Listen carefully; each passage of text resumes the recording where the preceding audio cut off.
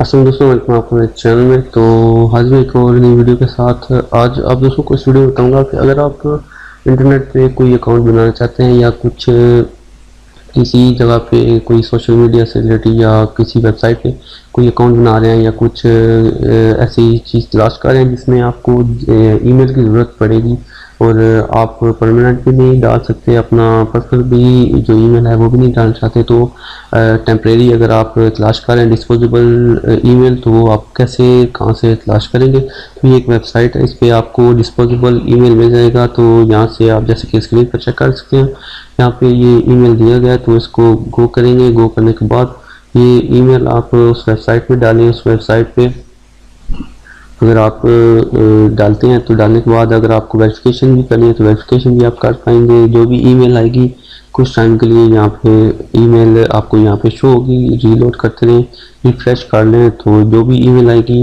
वो आपको यहाँ पे शो होना शुरू हो जाएगी, तो वो आप उसको इस्तेमाल कर सकते हैं।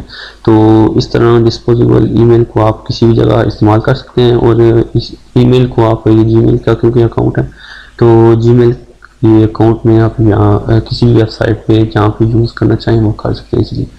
इसके अलावा ये एक बात का ख्याल रखिएगा कि ये क्योंकि ये कोई भी यूज़ कर सकता है, इसलिए किसी ऐसी जगह पे आप इसे यूज़ ना करें कि जहाँ पे आपकी सिक्योरिटी को मसला हो।